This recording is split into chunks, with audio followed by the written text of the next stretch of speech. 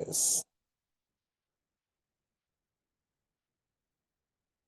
എല്ലാവരും അപ്ലിക്കേഷൻസ് ഒക്കെ കൊടുത്തോ? ഇവിടെ ലാസ്റ്റ് ഡേറ്റ് ആവാനായിട്ടുണ്ട്. ഇനി കൊടുക്കാത്തവരുണ്ടെങ്കിൽ എത്രയും പെട്ടെന്ന് തന്നെ കൊടുക്കാട്ടോ. ലാസ്റ്റ് മിനിറ്റിലേക്ക് വെച്ചിട്ട് പിന്നെ ടെക്നിക്കൽ ഇഷ്യൂസും അതേപോലെ തന്നെ സൈറ്റ് ഹാങ് ആവുന്ന ഇഷ്യൂസും കാര്യങ്ങളൊക്കെ ഉണ്ടാവും. ഓക്കെ, അപ്പൊ ആരെങ്കിലും കൊടുക്കാത്തതൊക്കെ ഉണ്ടെങ്കിൽ എത്രയും പെട്ടെന്ന് തന്നെ എന്ത് ചെയ്യുക, അപ്ലിക്കേഷൻ കൊടുക്കുക.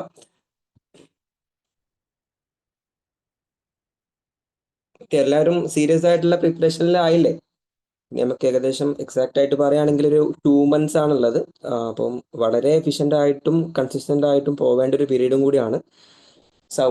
ഡൗട്ടും കാര്യങ്ങളും അതേപോലെ തന്നെ ഇത് പഠിച്ചിട്ട് വീണ്ടും PYQ ഒക്കെ ചെയ്യുമ്പോൾ കുറേ ക്വസ്റ്റ്യൻസ് തെറ്റിപ്പോവുക, അങ്ങനെയൊക്കെയുള്ള ഇഷ്യൂസുകൾ ഉണ്ടാവും. ബട്ട് അതൊന്നും കാര്യമാക്കണ്ട, നിങ്ങൾ ലേൺ ചെയ്ത് പോവുക എന്നുള്ള കാര്യത്തിലേക്ക് മാത്രം ഫോക്കസ് ചെയ്തിട്ട് പോയാൽ മതി. ഓക്കെ, അപ്പോൾ അത് കൺസിസ്റ്റൻ്റ് ആയിട്ട് ഗ്രാജുവൽ ആയിട്ട് ഇങ്ങനെ വന്നോളും, മാർക്കും കാര്യങ്ങളൊക്കെ കൂടിക്കോളും. അതേപോലെ തന്നെ നെറ്റും JRF എന്നുള്ള ആ ഒരു സംഭവമൊക്കെ കിട്ടണമെങ്കിൽ നിങ്ങൾ കൺസിസ്റ്റൻ്റ് ആയിട്ട് എന്ത് ചെയ്യുക, ഇനി പഠിച്ചിട്ട് പോവാട്ടോ.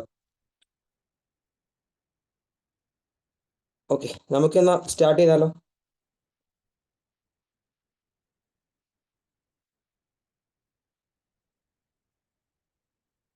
ഇന്നലത്തെ ICTയുടെ ഡെയിലി ടെസ്റ്റ് PYQ ആണ്. ആ ഡെയിലി ടെസ്റ്റിന്റെ ഡിസ്കഷൻസ് ആണ് പോകുന്നത്. സോ എന്ത് ചെയ്യാം, ഫസ്റ്റ് ക്വസ്റ്റ്യനിലേക്ക് പോവാം.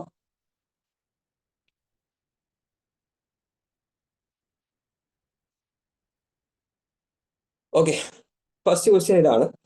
Which of the following is correct increasing order of frequency of electromagnetic waves? Option A light waves, option B microwaves, option B infrared waves, sorry, option C infrared waves, option D radio waves. Choose the correct answer from the given bill. Okay, അപ്പൊ കുറച്ച് നമ്മളുടെ ഇത് ശരിക്കും പറഞ്ഞാൽ ICT related ആയിട്ടുള്ള question അല്ല, ഇത് actually from the PDE ആണ്, പീപ്പിൾ ഡെവലപ്പ് എൻവറോൺമെന്റ് എന്നുള്ളതാണ്. ബട്ട് എന്താണ് കാറ്റഗറൈസ് ചെയ്തപ്പോൾ ചെറുതായിട്ടൊന്ന് മാറിപ്പോയിട്ടുണ്ട്.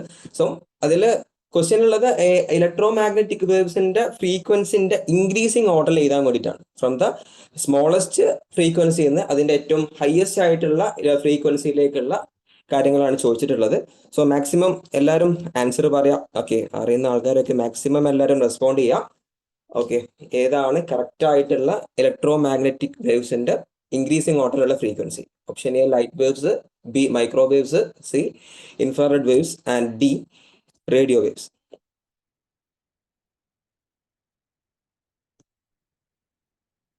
ഓക്കെ, നമ്മളുടെ യൂണിവേഴ്സ് അല്ലെങ്കിൽ നമ്മളുടെ അന്തരീക്ഷത്തിൽ നമ്മളുടെ വാക്യൂം വഴിയൊക്കെ എന്താണ് നമ്മുടെ ലൈറ്റ്നിങ് ഒക്കെ വഴിയായിട്ട് ഉണ്ടാകുന്ന ഒരുപാട് വേവ്സുകളുണ്ട്, ഇലക്ട്രിക് മാഗ്നറ്റിക് ആയിട്ടുള്ള ഒരുപാട് വേവ്സുകൾ. അതിൽ വരുന്ന വേവ്സുകളാണ് മൈക്രോവേവ്സും ലൈറ്റ് വേവ്സും റേഡിയോ വേവ്സും. Okay, gamma waves, ultraviolet waves എന്നൊക്കെ പറഞ്ഞിട്ട് ഒരുപാട് വേവ്സുകളുണ്ട്. സോ അതിന്റെ ഒരു ഫ്രീക്വൻസി ആണ്, അതിന്റെ ഇൻക്രീസിങ് ഓർഡറിൽ എഴുതാനുള്ള ഫ്രീക്വൻസി ആണ് ചോദിച്ചിട്ടുള്ളത്. സോ നിങ്ങളൊക്കെ പറഞ്ഞ പോലെ തന്നെ ഓപ്ഷൻ എ തന്നെയാണ് അതിന്റെ കറക്റ്റ് ആയിട്ടുള്ള ആൻസർ. ഓക്കെ, എ തന്നെയാണ് കറക്റ്റ് ആയിട്ടുള്ള ആൻസർ. റേഡിയോ വേവ്സ്, പിന്നെ മൈക്രോവേവ്സ്, ഇൻഫ്രാറെഡ് വേവ്സും ലൈറ്റ് വേവ്സും ആണ്. ഓക്കെ, അപ്പോൾ നമുക്ക് മേജറായിട്ടും 7 ഇലക്ട്രോമാഗ്നറ്റിക് വേവ്സുകളാണ് നമ്മളുടെ യൂണിവേഴ്സിലുള്ളത്. 7 ഇലക്ട്രോമാഗ്നറ്റിക് വേവ്സുകളാണ്. നമുക്ക് ഓരോന്നും നമുക്ക് അതിന്റെ എങ്ങനെയാണ് അതിന്റെ ഫ്രീക്വൻസിന്റെ ഓർഡർ പോവാന്നുള്ളത് നോക്കാം. ഓക്കെ, ഇതാണ് ഇപ്പോൾ ക്വസ്റ്റ്യനിൽ ചോദിച്ചിട്ടുള്ള മേജർ ആയിട്ടും ഈ 4 കാര്യങ്ങളാണ്: റേഡിയോ വേവ്സ്, മൈക്രോവേവ്സും ഇൻഫ്രാറെഡ് വേവ്സും വിസിബിൾ ആയിട്ടും. ഓക്കെ, അപ്പോൾ ഇതിൽ ശ്രദ്ധിക്കേണ്ട ഒരു കാര്യം എന്താണെന്ന് വെച്ച് കഴിഞ്ഞാൽ ഇതിന്റെ ഫ്രീക്വൻസി റേഞ്ച് ഇവിടെ കൊടുത്തിട്ടുണ്ട്, അതേപോലെ വേവ് ലെങ്ത്തിന്റെ റേഞ്ച് ഇവിടെ കൊടുത്തിട്ടുണ്ട്. ഓക്കെ, ഇതിന്റെ താഴെയായിട്ട് ഒരു പോയിന്റ് കൊടുത്തിട്ടുണ്ട്, and frequency and wavelength are inversely proportional എന്നത്. അതായത് ഫ്രീക്വൻസി കൂടി കഴിഞ്ഞാൽ വേവ് ലെങ്ത് കുറയും. ഓക്കെ, ഇപ്രാവശ്യം നമ്മളോട് ക്വസ്റ്റ്യൻ ചോദിച്ചിട്ടുള്ളത് ഫ്രീക്വൻസി ബേസ്ഡ് ആണ്. ചിലപ്പോൾ നെക്സ്റ്റ് എക്സാമിൽ, ഡിസംബറിലെ എക്സാമിലേക്ക് ചോദിക്കുന്നത് വേവ് ലെങ്ത്തിന്റെ ബേസിലും ആയിരിക്കാം. സോ ഫ്രീക്വൻസി കൂടുകയാണെങ്കിൽ അതിന്റെ വേവ് ലെങ്ത് കുറയും എന്നാണ് അതിന്റെ ഇൻഡിക്കേഷൻ. സോ റേഡിയോ വേവ്സിന്റെ ഫ്രീക്വൻസി റേഞ്ച് വരുന്നത് 10⁻³ to 10⁻৯ ഹെഡ്സ് എന്നുള്ളതാണ്. മൈക്രോവേവ്സിന്റെ വരുന്നത് അതിനേക്കാളും കൂടും. ഓക്കെ, 10⁻9 to 10⁻12 ഹെഡ്സിലേക്ക് എത്തും. ഓക്കെ, അപ്പൊ അതിന്റെ ഇൻക്രീസിംഗ് റേഞ്ചിൽ ഇങ്ങനെ പറഞ്ഞുകൊണ്ട് നിൽക്കുകയാണ്. ഇൻഫ്രാറെഡ് വേവ്സിലേക്ക് വരുമ്പോൾ 10⁻12 to 10⁻14 ഹെഡ്സിലേക്ക് എത്തും. പിന്നെ വിസിബിൾ ലൈറ്റ്, ഓക്കെ, അതാണ് ലൈറ്റ് വേവ്സ് എന്ന് പറയുന്നത്. 4 × 10⁻14 × 7.5 × 10⁻14. ഓക്കെ, അത് മനുഷ്യന്മാരുടെ ഒരു ഹ്യൂമൻ ഐന് വിസിബിൾ ആണ്. ഓക്കെ, അപ്പോൾ റേഡിയോ വേവ്സ് എന്നുള്ള ബ്രോഡ്കാസ്റ്റിംഗിലൊക്കെ യൂസ് ചെയ്യുന്നതാണ്. മൈക്രോവേവ്സ് നമ്മൾ റാഡാർ, ഓവൻസിലൊക്കെ പോലെ യൂസ് ചെയ്യുന്നതാണ്. ഇൻഫ്രാറെഡ് എന്ന് പറഞ്ഞാൽ ഹീറ്റ് റേഡിയേഷനിലൊക്കെ യൂസ് ചെയ്യുന്നതാണ്. സോ വിസിബിൾ ലൈറ്റ് എന്ന് പറയുമ്പോൾ visible to human eyes. Okay, അപ്പൊ അതിൽ ഈ ഓർഡറിനെ പഠിച്ചു വെക്കണം. Radio waves, microwaves, infrared waves, visible light. Okay, അപ്പൊ ഇതിന്റെ ഫ്രീക്വൻസി എന്താണ് ചെയ്യുന്നത്? കുറഞ്ഞതിൽ നിന്ന് കൂടിക്കൊണ്ടേയിരിക്കുകയാണ്. സോ അതിന്റെ നേരെ ഇൻവേഴ്സ്ലി പ്രൊപ്പോർഷണൽ ആണ് അതിന്റെ വേവ് ലെങ്ത്തിന്റെ കേസിൽ ഉണ്ടാവുക. ഇവിടുന്ന് എന്ത് ചെയ്യാണ്? വേവ് ലെങ്ത് ഏറ്റവും ഹയസ്റ്റിൽ നിന്നും ലോവസ്റ്റിലേക്കാണ് ഇവിടെ പോയിക്കൊണ്ടിരിക്കുന്നത്. ഇപ്പൊ 10⁻³ എന്ന് 10⁻⁻1 ആയി, 10⁻⁻1 എന്ന് 10⁻³ ആയി. അങ്ങനെ ഹയസ്റ്റ് വേവ് ലെങ്ത് നിന്ന് ലോവസ്റ്റ് വേവ് ലെങ്ത്തിലേക്കാണ് എന്ത് വരുന്നത്? ഈ ഒരു ഓർഡർ വരുന്നത്. സോ അതിന്റെ ഫ്രീക്വൻസിയും വേവ് ലെങ്ത്തും ഇലക്ട്രോ മാഗ്നറ്റിക് വേവ്സിന്റെ എന്തൊക്കെയാ ഫ്രീക്വൻസിയും വേവ് ലെങ്ത്തും ഇൻവേഴ്സ്ലി പ്രൊപ്പോർഷണൽ ആണ് എന്നുള്ളൊരു കാര്യം നിങ്ങൾ പഠിച്ചു വെക്കണം. സോ ഫ്രീക്വൻസി കൂടുമ്പോൾ വേവ് ലെങ്ത് കുറയാണ് ചെയ്യുക. സോ നമുക്ക് നമ്മളുടെ യൂണിവേഴ്സ് ഇപ്പോൾ അടുത്ത എക്സാമിന് ചോദിക്കുമ്പോൾ ഈ 4 വേവ്സുകൾ ആയിരിക്കില്ല, ചിലപ്പോൾ 7 വേവ്സുകൾ ഉണ്ട്. അതിലേതുമായിരിക്കാം ചോദിക്കുന്നുണ്ടാവാം. സോ ഇതിന്റെ ഒരു ലിസ്റ്റ് ആണത്. അതിന്റെ ഇൻക്രീസിങ് ഓർഡർ ഓഫ് ഫ്രീക്വൻസിയിലാണ് കൊടുത്തിട്ടുള്ളത്. നമ്മൾ നേരത്തെ പറഞ്ഞ പോലെ ഏറ്റവും സ്മോളസ്റ്റ് റേഡിയോ വേവ്സ് ആണ്, പിന്നെ microwaves, infrared waves, visible light. ഈ 4എണ്ണമാണ് നമ്മുടെ ക്വസ്റ്റ്യൻ ഉണ്ടായിരുന്നു. അഡീഷണൽ ആയിട്ടുള്ള 3 ഇലക്ട്രോ മാഗ്നറ്റിക് വേവ്സുകൾ ultraviolet radiation, X ray and gamma rays. Okay, അപ്പൊ ഇതാണ് അതിന്റെ increasing order of top to bottom. Okay, ഏറ്റവും ടോപ്പ് നിന്ന് ബോട്ടത്തിലേക്ക് എത്തുമ്പോൾ അതിന്റെ ഫ്രീക്വൻസി കൂടുകയാണ്, അതിന്റെ വേവ് ലെങ്ത് അപ്പൊ എന്ത് ചെയ്യുക? ടോപ്പ് ടു ബോട്ടം എത്തുമ്പോൾ കുറയാണ് ചെയ്യുന്നത്. So the wave length and frequency of electro magnetic waves are inversely proportional ആണ്. അത് ഇൻവേഴ്സ്, അത് ഒന്ന് കൂടിയാൽ ഒന്ന് കുറയും. അതാണ് അതിന്റെ ഇൻവേഴ്സ്ലി പ്രൊപ്പോർഷണൽ എന്ന് പറയാനുള്ള കാരണം. സോ ഈ 7 ഇലക്ട്രോ മാഗ്നറ്റിക് വേവ്സുകൾ നോട്ട് ചെയ്യുക. അതിന്റെ ഫ്രീക്വൻസി, അതിന്റെ ഇൻക്രീസിങ് ഓർഡർ ഓഫ് ഫ്രീക്വൻസി വരുന്നത് radio waves, microwaves, infrared radiation, visible light, ultraviolet radiation, X ray and gamma ray. ഇതാണ് അതിന്റെ ഒരു ഓർഡർ ആയിട്ട് വരാം. ഓക്കെ, ഇത് ക്ലിയർ ആണോ? ഫസ്റ്റ് ക്വസ്റ്റ്യൻ ക്ലിയർ അല്ലേ? ഫ്രീക്വൻസി ആൻഡ് വേവ് ലെങ്ത് തമ്മിലുള്ള റേഷ്യോ. റേഡിയോ വേവിനാണോ ഏറ്റവും കൂടുതൽ ഫ്രീക്വൻസി ഉള്ളത്? അല്ല, റേഡിയോ വേവിനാണ് ഏറ്റവും കുറവ് ഫ്രീക്വൻസി ഉള്ളത്. ഓക്കെ, റേഡിയോ വേവിനാണ് ഏറ്റവും കുറവ് ഫ്രീക്വൻസി ഉള്ളത്. അവിടെ നിന്ന് മൈക്രോവേവിലേക്ക് എത്തുമ്പോൾ കുറച്ചും കൂടി കൂടും. ഗാമ റേസിനാണ് ഏറ്റവും കൂടുതൽ ഫ്രീക്വൻസി ഉള്ളത്. ഫ്രം ദ ടോപ്പ് ടു ബോട്ടത്തിലേക്ക് വരുമ്പോഴാണ് ഫ്രീക്വൻസി കൂടി കൂടി വരിക കേട്ടോ. അതിന്റെ ഒരു ഇമ്പാക്ട് എങ്ങനെ പറയുമോ? അതായത് പിന്നെ ഫ്രീക്വൻസി കൂടുക, വേവ് കുറയുന്ന പറയുമ്പോൾ ഇമ്പാക്ട് എങ്ങനെ ഒന്ന് പറയാൻ പറ്റുമോ? സർ, ഇമ്പാക്ട് വേവ് ലെങ്ത്തിന്റെ ഇതിൽ പറയുമ്പോൾ ഇത് ഓപ്പോസിറ്റ് ആണോ വരിക ഓർഡർ? യെസ്, വേവ് ലെങ്ത് നേരെ ഓപ്പോസിറ്റ് ആണ് വരിക. ഇവിടെ തന്നെ നോക്കിയാൽ മനസ്സിലാവും. ഇവിടെ 10⁻³ 10⁻⁻1 ആയി, പിന്നെ 10⁻⁻1 -3. അതായത് കുറഞ്ഞാണ് വേവ് ലെങ്ത് വരുന്നത്. അതിന്റെ ഫ്രീക്വൻസി വരൂലേ? ഒരു ക്വസ്റ്റ്യൻ അങ്ങനെ കണ്ടിട്ടുണ്ടായിരുന്നു. ഓക്കെ, ക്വസ്റ്റ്യൻസ് ഉണ്ടാവാം. ഓക്കെ, ഞാൻ ശ്രദ്ധിച്ചിട്ടില്ല, ക്വസ്റ്റ്യൻസ് ഉണ്ടാവാം. ഓക്കെ, അപ്പൊ ഫ്രീക്വൻസിയും വേവ് ലെങ്ത്തും നോക്കി വെക്കാം. പിന്നെ ഇപ്പോൾ ഇതിന്റെ ഈ ഒരു ഇലക്ട്രോ മാഗ്നറ്റിക് വേവ്സ്, അപ്പോൾ നേരത്തെ അവർ ചോദിച്ചു ഇതിന്റെ ഒരു ഇമ്പാക്ട് എന്താണെന്ന് ചോദിച്ചു. ഇലക്ട്രോ മാഗ്നറ്റിക് വേവ്സുകളുടെ, അതായത് നമുക്ക് ആകെ പഠിച്ചു വെക്കേണ്ട ഒരു കാര്യം എന്ന് വെച്ച് കഴിഞ്ഞാൽ ഈ ഫ്രീക്വൻസിയും വേവ് ലെങ്ത്തും തമ്മിൽ അത് ഇൻവേഴ്സ്ലി ആണ് അതിന്റെ പ്രൊപ്പോർഷൻസ് ഉണ്ടാവുക. ഓക്കെ, അപ്പൊ അതിന്റെ ഫ്രീക്വൻസി, അതായത് അതിന്റെ ഹെഡ്സ്, അതായത് സൗണ്ടിന്റെ ഹെഡ്സ് ഒക്കെ പറയല്ലോ, നമുക്ക് മനുഷ്യന്മാർക്ക് ഒരു കേൾക്കണം എന്നുണ്ടെങ്കിൽ സൗണ്ടിന്റെ ഒരു ഹെഡ്സ് ഉണ്ട്, ഒരു 20 to 50 അങ്ങനെയൊക്കെ ഒരു ഹെഡ്സിന്റെ ഫ്രീക്വൻസികളുണ്ട്. ആ ഫ്രീക്വൻസിക്ക് അപ്പുറം പോയാലും നമുക്ക് കേൾക്കാൻ പറ്റില്ല, കുറഞ്ഞു കഴിഞ്ഞാലും കേൾക്കാൻ പറ്റില്ല. സോ അതുപോലെ തന്നെയാണ് ഈ ഇലക്ട്രോ മാഗ്നറ്റിക് വേവ്സിന്റെ കേസിൽ ഉണ്ടാവുക. സോ അതിന് നേരെ ഓപ്പോസിറ്റ് ആണ് അതിന്റെ വേവ് ലെങ്ത്തിന്റെ റേഞ്ച് ഉണ്ടാവുക. Okay, next question, which of the following statements are correct? Okay, ഇതിൽ ഏതൊക്കെ സ്റ്റേറ്റ്മെന്റുകളാണ് കറക്റ്റ് എന്നുള്ളതാണ് ചോദിച്ചിട്ടുള്ളത്. ഓക്കെ, അതിൽ option A, Adobe Acrobat is an examples of proprietary product. Option B, Microsoft Office is an example of commercial operating system. Option C, Linux is open source software. Option D, Ubuntu is an example of an operating system. Option E, firmware is an example of a mobile operating system. Okay, കഴിഞ്ഞ ICT questions ശ്രദ്ധിക്കുമ്പോൾ ഇതിൽ ഏറ്റവും കൂടുതൽ ചോദിച്ചിട്ടുള്ള ഒരു type of questions ഇങ്ങനെയായിരുന്നു. അതായത് following സ്റ്റേറ്റ്മെന്റ്സിൽ അതിൽ correct ആയിട്ടുള്ള സ്റ്റേറ്റ്മെന്റ് അല്ലെങ്കിൽ തെറ്റായിട്ടുള്ള സ്റ്റേറ്റ്മെന്റ് ഏതാണെന്നുള്ളത് ഐഡന്റിഫൈ ചെയ്യാൻ വേണ്ടിയിട്ടാണ്. ഓക്കെ, അപ്പൊ ഒരുപാട് ഓപ്ഷൻസുകൾ തരുന്നുണ്ട്. അതിന് ഏറ്റവും കറക്റ്റ് ആയിട്ടുള്ള, അപ്പൊ എല്ലാ കാര്യങ്ങളെ കുറിച്ചിട്ടും ധാരണ ഉണ്ടെങ്കിൽ മാത്രമേ ഇങ്ങനെയുള്ള ക്വസ്റ്റ്യൻസുകൾ നമുക്ക് സോൾവ് ചെയ്യാൻ പറ്റുള്ളൂ. സോ ഇതിൽ ഏതൊക്കെയാണ് കറക്റ്റ് ആയിട്ടുള്ള സ്റ്റേറ്റ്മെന്റ് എന്നാണ് ചോദിച്ചിട്ടുള്ളത്. ഓക്കെ, അഡോബ് ആക്രോബാറ്റ് ഒരു പ്രോപ്രിയേറ്ററി പ്രൊഡക്റ്റ് ആണ്, അല്ലെങ്കിൽ അതൊരു എക്സാമ്പിൾ ആണ്. Microsoft Office is an example of commercial operating system എന്ന് പറയുന്നുണ്ട്. ലിനക്സ് ഒരു ഓപ്പൺ സോഴ്സ് സോഫ്റ്റ്വെയർ ആണെന്ന് പറയുന്നുണ്ട്. Ubuntu is an example of an operating system എന്ന് പറയുന്നുണ്ട്. Firmware is an example of a mobile operating system. Okay, അറിയുന്നവരൊക്കെ answer പറയാം. Okay,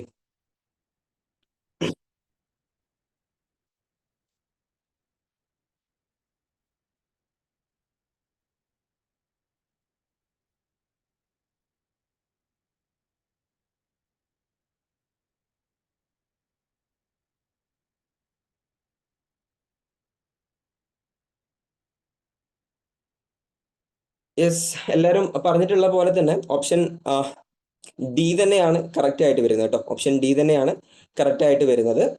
okay, നമുക്ക് ഓരോന്നും ഡിസ്കസ് ചെയ്യാം. ഓക്കെ, ഒന്നാമത്തെ ഓപ്ഷൻ ആയിട്ടുള്ളത് Adobe Acrobat is an example of proprietary product. Yes, correct ആണ്. ഓക്കെ, പ്രോപ്രിയേറ്ററി സോഫ്റ്റ്വെയർ എന്ന് പറഞ്ഞു കഴിഞ്ഞാൽ ഒരു കമ്പനി ഓൺ ചെയ്യുന്നതാണ്. അത് ആർക്കും ഫ്രീലി ആയിട്ട് അവൈലബിൾ ആവുന്നതല്ല for its modification or redistribution. അതായത് അങ്ങനെയുള്ള സോഫ്റ്റ്വെയർസുകൾ ആ കമ്പനി ലൈസൻസ് ഉണ്ടെങ്കിൽ അല്ലെങ്കിൽ ആ കമ്പനിന്റെ അസസ് ഉണ്ടെങ്കിൽ മാത്രമേ പറ്റുന്നുള്ളൂ നമുക്കത് യൂസ് ചെയ്യാൻ. അതല്ലാതെ ഫ്രീലി നമുക്ക് അവൈലബിൾ അല്ല മോഡിഫൈ ചെയ്യാനും അത് റീഡിസ്ട്രിബ്യൂട്ട് ചെയ്യാൻ. ഓക്കെ, അപ്പൊ അതിന് എക്സാമ്പിൾ ആണ് അഡോബ് ആക്രോബാറ്റ്. അതായത് നമ്മുടെ PDF റീഡ് ചെയ്യാനും ക്രിയേറ്റ് ചെയ്യാനും യൂസ് ചെയ്യുന്നതാണ്. അതൊരു പ്രോപ്രിയേറ്ററി സോഫ്റ്റ്വെയർ ആണ്. ഓക്കെ, ഒരു കമ്പനി ഓൺ ചെയ്യുന്നതാണ്. ഡെവലപ്ഡ് ബൈ അഡോബ് ഇൻക് എന്ന് പറയുന്ന ഒരു കമ്പനി ഡെവലപ്പ് ചെയ്തിട്ടുള്ള ഒരു പ്രോപ്രിയേറ്ററി ആയിട്ടുള്ള സോഫ്റ്റ്വെയർ ആണ്. So that option is correct. Okay, Adobe Acrobat is an example of proprietary product എന്ന് പറഞ്ഞിട്ടുള്ളത് കറക്റ്റ് ആണ്. ഓക്കെ, ഇനി ഓപ്ഷൻ ബി കൊടുത്തിട്ടുള്ളത് Microsoft Office is an example of commercial operating system ആണ്. Okay, Microsoft Office is an example of commercial operating system. Okay, അത് തെറ്റായിട്ടുള്ള statement ആണ്. കാരണം മൈക്രോസോഫ്റ്റ് ഓഫീസ് ഒരു ഓപ്പറേറ്റിംഗ് സിസ്റ്റം അല്ല. നമ്മളുടെ എന്താ പറയുക, വിൻഡോസ് പോലെ അല്ലെങ്കിൽ ലിനക്സ് പോലെ ഉബുണ്ടു പോലെ എന്നൊരു ഓപ്പറേറ്റിംഗ് സിസ്റ്റം അല്ല മൈക്രോസോഫ്റ്റ് ഓഫീസ് എന്നുള്ളത്. It is an commercial application software ആണ്. നമുക്കറിയാം, നമ്മൾ യൂസ് ചെയ്യുന്നതാണ് മൈക്രോസോഫ്റ്റ് വേർഡ്, എക്സൽസ്, പവർ പോയിന്റ് എന്നൊക്കെ പറഞ്ഞിട്ട് നമ്മൾ യൂസ് ചെയ്യാറുണ്ട്. അതൊരു കൊമേഴ്ഷ്യൽ ആയിട്ടുള്ള ആപ്ലിക്കേഷൻ ആണ്, അല്ലെങ്കിൽ സോഫ്റ്റ്വെയർസുകളാണ് മൈക്രോസോഫ്റ്റ് ഓഫീസ് എന്ന് പറഞ്ഞു കഴിഞ്ഞാൽ. അതൊരു ഓപ്പറേറ്റിംഗ് സിസ്റ്റം അല്ല. ഓക്കെ, അപ്പോൾ മൈക്രോസോഫ്റ്റിന്റെ ഓപ്പറേറ്റിംഗ് സിസ്റ്റം എന്ന് പറയുന്നത് വിൻഡോസ് ആണ്. ഇപ്പൊ വിൻഡോസ്, ഉബുണ്ടു എന്നൊക്കെ പറയുന്നതാണ് ഓപ്പറേറ്റിംഗ് സിസ്റ്റങ്ങളായിട്ട് വരുന്നത്. സോ മൈക്രോസോഫ്റ്റ് ഓഫീസ് ഒരിക്കലും എന്തല്ല, ഒരു കൊമേഴ്ഷ്യൽ ആയിട്ടുള്ള ഓപ്പറേറ്റിംഗ് സിസ്റ്റം അല്ല. സോ അതെന്താണ്, തെറ്റായിട്ടുള്ള സ്റ്റേറ്റ്മെന്റ് ആണ്. ഓക്കെ, ഇനി മൂന്നാമതായിട്ട് വരുന്നത് Linux is an open source software എന്നുള്ളതാണ്. ഓക്കെ, ലിനക്സ് ഒരു ഓപ്പൺ സോഴ്സ് സോഫ്റ്റ്വെയർ ആണെന്ന് പറയുന്നുണ്ട്. ഓക്കെ, അത് കറക്റ്റ് ആയിട്ടുള്ള സ്റ്റേറ്റ്മെന്റ് ആണ്. ഓക്കെ, ലിനക്സ് എന്നുള്ളത് ഒരു ഫ്രീ ആയിട്ടുള്ള ഒരു ഓപ്പൺ സോഴ്സ് ആയിട്ടുള്ള ഓപ്പറേറ്റിംഗ് സിസ്റ്റം ആണ്. അതായത് ഫ്രീ ആണ് അല്ലെങ്കിൽ ഓപ്പൺ സോഴ്സ് ആണെന്ന് പറയാനുള്ള കാരണം ഇറ്റ് ഈസ് ഫ്രീലി അല്ലെങ്കിൽ അവൈലബിൾ ഫോർ എനിവൺ. അത് ആർക്കും അവൈലബിൾ ആണ്. അതേപോലെ മോഡിഫൈ ചെയ്യാൻ പറ്റും, അതേപോലെ അതിനെ ഡിസ്ട്രിബ്യൂട്ട് ചെയ്യാനും പറ്റും. അങ്ങനെയുള്ള ഒരു ഓപ്പറേറ്റിംഗ് അല്ലെങ്കിൽ ഒരു ഓപ്പൺ സോഴ്സ് ഓപ്പറേറ്റിംഗ് സിസ്റ്റം ആണ് ലിനക്സ് എന്ന് പറയുന്നത്. അപ്പോൾ ലിനക്സ് ഒരു ഓപ്പൺ സോഴ്സ് സോഫ്റ്റ്വെയർ ആണെന്ന് പറഞ്ഞത് കറക്റ്റ് ആണ്. ഓക്കെ, ഇനി അതിലെ ഓപ്ഷൻ ഡി ആയിട്ട് പറയുന്നത് Ubuntu is an example of an operating system. Yes, Ubuntu ഒരു ഓപ്പറേറ്റിംഗ് സിസ്റ്റം ആണ്. നേരത്തെ തന്നെ പറഞ്ഞു, വിൻഡോസ്, ഉബുണ്ടു എന്നൊക്കെ പറയുന്നത് എന്താണ്, ഒരു ഓപ്പറേറ്റിംഗ് സിസ്റ്റങ്ങളാണ്. സോ അത് ഈ ഉബുണ്ടു എന്നുള്ളത് ലിനക്സിന്റെ ബേസിൽ വർക്ക് ചെയ്യുന്ന ഒരു ഓപ്പറേറ്റിംഗ് സിസ്റ്റം. നേരത്തെ പറഞ്ഞിട്ടുള്ള ഒരു ഓപ്പൺ സോഴ്സ് സോഫ്റ്റ്വെയർ ആയിട്ടുള്ള ലിനക്സിന്റെ ഒരു ഫോമാണ് ഏത്, ഉബുണ്ടു എന്ന് പറയുന്നത്. So Ubuntu is A Linux based ആയിട്ടുള്ള ഓപ്പറേറ്റിംഗ് സിസ്റ്റം ആണ്. ഓക്കെ, ഇനി ഈ ആയിട്ട് പറഞ്ഞിട്ടുള്ളത് firmware is an example of a mobile operating system. Firmware എന്ന് പറയുന്നത് ഒരു മൊബൈൽ ഓപ്പറേറ്റിംഗ് സിസ്റ്റത്തിന്റെ എക്സാമ്പിൾ ആണെന്ന് പറയുന്നുണ്ട്. അത് തെറ്റായിട്ടുള്ള സ്റ്റേറ്റ്മെന്റ് ആണ്. അപ്പോൾ ഫേംവെയർ എന്നുള്ളത് ഒരു മൊബൈൽ ഓപ്പറേറ്റിംഗ് സിസ്റ്റം അല്ല. ഫേംവെയർ എന്നുള്ളത് ഒരു സോഫ്റ്റ്വെയർ പ്രോഗ്രാമഡ് ആണ് ഇൻ ടു ഹാർഡ്വെയർസ്. അതായത് കമ്പ്യൂട്ടറിന്റെ സിസ്റ്റത്തിലേക്ക്, അതായത് അതിന്റെ പാർട്സുകളിലേക്ക്, അതായത് റൂട്ടേഴ്സ്, പ്രിന്റേഴ്സ്, ഫോൺസുകളിലൊക്കെ പ്രോഗ്രാം ചെയ്യുന്ന ഒരു സോഫ്റ്റ്വെയർ ആണ് ഫേംവെയർ എന്നുള്ളത്. അതല്ലാണ്ട് ഒരു മൊബൈൽ ഓപ്പറേറ്റിംഗ് സിസ്റ്റം അല്ല ഫേംവെയർ എന്നുള്ളത്. ഓക്കെ, അപ്പോൾ ഇതിൽ ഏകദേശം നമുക്ക് ധാരണ കിട്ടുന്നതാണ് അഡോബ് ആക്രോബാറ്റ് എന്നുള്ളത് ഒരു പ്രോപ്പറേറ്ററി പ്രൊഡക്റ്റ് ആണ്. നമുക്ക് അതിന്റെ അഡോബ് എടുത്ത് കഴിഞ്ഞാൽ തന്നെ അതിന്റെ സെക്യൂരിറ്റി സിസ്റ്റംസ് ഒക്കെ ചോദിക്കാറുണ്ട്. അപ്പോൾ അതൊരു പ്രോപ്പറേറ്ററി, അതൊരു കമ്പനി ഓൺ ചെയ്യുന്നതാണ്, അത് എല്ലാവർക്കും അവൈലബിൾ അല്ല എന്നുള്ളത് മനസ്സിലാക്കുക. So it is an example of proprietary product. When എന്ന് പറയുന്നത് Microsoft Office is an example of commercial operating system. Okay, അത് തെറ്റാണ്. നമ്മൾ പറഞ്ഞത് ഒരു ആപ്ലിക്കേഷൻ സോഫ്റ്റ്വെയർ ആണ് മൈക്രോസോഫ്റ്റ്. അതിന്റെ വേർഡ്, അതേപോലെ തന്നെ എക്സൽ, പവർ പോയിന്റ് എന്നൊക്കെ പറയുന്നത്. Linux is a open source software ആണ്. ലിനക്സ് എല്ലാവർക്കും അവൈലബിൾ ആയിട്ടുള്ള, അതിനെ ഡിസ്ട്രിബ്യൂട്ട് ചെയ്യാനും മോഡിഫൈ ചെയ്യാൻ പറ്റുന്നതാണ് ലിനക്സ്.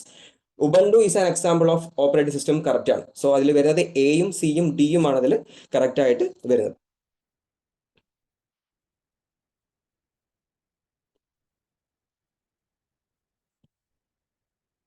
ഓക്കെ, അടുത്ത ക്വസ്റ്റ്യനിലേക്ക് പോവാം. മൂന്നാമത്തെ ക്വസ്റ്റ്യൻ ഇതാണ്, VPN സ്റ്റാൻഡ്സ് ഫോർ. VPN കൊണ്ട് ഉദ്ദേശിക്കുന്നത് എന്താണ്? നമ്മൾ ഒരുപാട് കേട്ടിട്ടുള്ള ഒരു സംഭവം കൂടിയാണ് VPN എന്ന് പറഞ്ഞു കഴിഞ്ഞാൽ. Okay, vast public network, virtual public networks, C vast private networks, and option D virtual private network.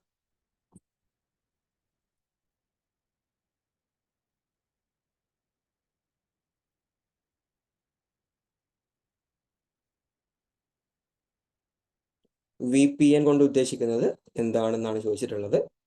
So yes, ഒരുപാട് പേര് ആൻസേഴ്സ് പറഞ്ഞിട്ടുണ്ട്. യെസ്, ഓപ്ഷൻ ഡി തന്നെയാണ് കറക്റ്റ് ആയിട്ടുള്ള ഉത്തരം. ഇറ്റ്സ് വിർച്വൽ പ്രൈവറ്റ് നെറ്റ്വർക്ക് ആണ്. VPN കൊണ്ട് ഉദ്ദേശിക്കുന്നത് വിർച്വൽ പ്രൈവറ്റ് നെറ്റ്വർക്ക് എന്നുള്ളതാണ്. VPN എന്നുള്ളത് it's A virtual private network. It's A technology that allows users to create a secure and private connection over a public network. Okay, അതായത് നമ്മളുടെ സിസ്റ്റത്തിന് അല്ലെങ്കിൽ യൂസേഴ്സിന് ഒരു സെക്യൂർ ആയിട്ടുള്ള ഒരു പ്രൈവറ്റ് ആയിട്ടുള്ള കണക്ഷൻ നൽകുന്നതാണ് ഒരു വിർച്വൽ പ്രൈവറ്റ് നെറ്റ്വർക്ക് എന്ന് പറഞ്ഞു കഴിഞ്ഞാൽ. ആ പേര് പോലെ തന്നെ ഒരു പ്രൈവറ്റ് നെറ്റ്വർക്ക് ആണ്. അത് മേജറായിട്ടും ഉദ്ദേശിക്കുന്നത് ഒരു സെക്യൂർ ആയിട്ടുള്ള പ്രൈവറ്റ് ആയിട്ടുള്ള ഒരു കണക്ഷൻ ഉണ്ടാക്കുക എന്നുള്ളതാണ്. ഓക്കെ, അതൊരു സെക്യൂർ ടണലാണ്. ഓക്കെ, നമ്മുടെ ഡാറ്റകളെ എൻക്രിപ്റ്റ് ചെയ്യാനും അതിനെ സെക്യൂർ ആയിട്ട് നിർത്താനും അതേപോലെ തന്നെ നമ്മളെ ഓൺലൈൻ ആക്ടിവിറ്റി ആൻഡ് ഐഡന്റിറ്റികളൊക്കെ ഹൈഡ് ചെയ്യാൻ വേണ്ടിയിട്ടുള്ള ഒരു സെക്യൂർ ടണലും കൂടിയാണ് വിർച്വൽ ആയിട്ടുള്ള പ്രൈവറ്റ് നെറ്റ്വർക്ക് എന്ന് പറയുന്നത്. ഓക്കെ, അപ്പൊ ഈ വിർച്വൽ പ്രൈവറ്റ് നെറ്റ്വർക്കിന്റെ മേജർ ആയിട്ടുള്ള കുറച്ച് കീ ഫീച്ചേഴ്സുകളാണ് ഒന്ന് പ്രൈവസി ആൻഡ് സെക്യൂരിറ്റി. ഓക്കെ, നമ്മളുടെ ഡിവൈസും ഇന്റർനെറ്റിൽ നിന്നും ട്രാൻസ്മിറ്റ് ചെയ്യുന്ന എല്ലാ ഡാറ്റകളെയും എൻക്രിപ്റ്റ് ചെയ്യും, അതായത് സെക്യൂർ ആക്കും എന്നുള്ളതാണ് പ്രൈവസി ആൻഡ് സെക്യൂരിറ്റി. ഓക്കെ, അതേപോലെ തന്നെ ഈ VPN വിർച്വൽ പ്രൈവറ്റ് നെറ്റ്വർക്ക് നമ്മുടെ ഹാക്കേഴ്സ് നിന്നും മറ്റുള്ള ട്രാക്കിംഗ് സിസ്റ്റത്തിൽ നിന്ന് നമ്മുടെ ഇൻഫർമേഷൻസ് സ്റ്റീൽ ചെയ്യുന്നതിനെ പ്രിവെന്റ് ചെയ്യും. ഓക്കെ, അതേപോലെ തന്നെ റിമോട്ട് ആക്സസ് ആണ്. ഓക്കെ, അതായത് നമുക്ക് എവിടെ നിന്നിട്ടും നമ്മുടെ ഓഫീസ് നെറ്റ്വർക്കിലേക്ക് ഒരു പ്രൈവറ്റ് നെറ്റ്വർക്കിലേക്ക് കണക്ട് ചെയ്യാൻ പറ്റും. അതാണ് വിർച്വൽ പ്രൈവറ്റ് നെറ്റ്വർക്ക്. ഓക്കെ, നമ്മുടെ ഏതൊരു സ്ഥലത്ത് നിന്നും നമ്മളിപ്പോൾ ഒരു ഓഫീസ് ഒക്കെ വർക്ക് ചെയ്യുകയാണെങ്കിൽ പോലും ആ ഒരു ഓഫീസ് നെറ്റ്വർക്കിലേക്ക് നമുക്ക് എന്ത് ചെയ്യാൻ പറ്റും, ഒരു പ്രൈവറ്റ് ആയിട്ട് അതിനെ കണക്ട് ചെയ്യാൻ പറ്റും. അതാണ് റിമോട്ട് ആക്സസ് എന്ന് പറയുന്നത്. മൂന്നാമത്തെ അനോണിമിറ്റി ആണ്. അനോണിമിറ്റി എന്ന് പറഞ്ഞു കഴിഞ്ഞാൽ നമ്മളുടെ IP അഡ്രസ്, ഇന്റർനെറ്റ് പ്രോട്ടോകോൾ അഡ്രസ്സിനെയും അതേപോലെ തന്നെ ലൊക്കേഷൻസിനൊക്കെ ഹൈഡ് ചെയ്യാനും നമ്മുടെ ഓൺലൈൻ ഐഡന്റിറ്റിനെ പ്രൊട്ടക്ട് ചെയ്യാനും എന്ത് സഹായിക്കുന്നുണ്ട്, VPN സഹായിക്കുന്നുണ്ട്. അതേപോലെ തന്നെ ബൈപാസസ് റെസ്ട്രിക്ഷൻസ്. ഓക്കെ, ഇപ്പം ചില ആപ്ലിക്കേഷൻസ് അല്ലെങ്കിൽ ചില കാര്യങ്ങളൊക്കെ നമ്മുടെ നാട്ടിൽ ബ്ലോക്ക് ആണെങ്കിൽ പോലും നമുക്ക് ഈ VPN യൂസ് ചെയ്തിട്ട് എന്ത് ചെയ്യാൻ പറ്റും, നമുക്ക് അതിനെ റെസ്ട്രിക്ഷൻസിനെ ബൈപ്പാസ് ചെയ്യാൻ പറ്റും. അപ്പൊ ഇതൊക്കെയാണ് മേജർ ആയിട്ടും VPNന്റെ മേജർ ആയിട്ടുള്ള ഫീച്ചേഴ്സ് ആയിട്ട് പറയുന്നത്. സോ VPNന്റെ ഫുൾ ഫോം എന്താണെന്ന് പഠിച്ചു വെക്കുക. VPN is virtual private networks ആണ്. അത് പ്രൈവറ്റ് ആയിട്ടുള്ള ഒരു സെക്യൂർ ആയിട്ടുള്ള ഒരു കണക്ഷൻസ് നമ്മൾക്ക് തരിക എന്നുള്ളതാണ് മേജർ ആയിട്ടും വിർച്വൽ പ്രൈവറ്റ് നെറ്റ്വർക്കിന്റെ മേജർ ആയിട്ടുള്ള ഉദ്ദേശം. ഓക്കെ, നെക്സ്റ്റ് ക്വസ്റ്റ്യൻ ആയിട്ട് വരുന്നത് ഒരു മാച്ച് ദ ലിസ്റ്റ് ഫോളോയിങ് ആണ്. List 1 and list 2. ഓക്കെ, അതിൽ റെക്കഗ്നീഷൻ സിസ്റ്റം കൊടുത്തിട്ടുണ്ട്, അതിന്റെ അപ്ലിക്കേഷൻസ് കൊടുത്തിട്ടുണ്ട്. അതിൽ റെക്കഗ്നീഷൻ സിസ്റ്റത്തിൽ A MICR, B OCR, C OMR and D barcode reader. Okay, അതിന്റെ അപ്ലിക്കേഷനിൽ ഫസ്റ്റ് വൺ വരുന്ന reading the car number plates, 2 capturing product information so that it can be added to the customer's purchase total, 3 reading the numbers found on a bank check, and D reading marks written using pencil or pen on a specially printed paper.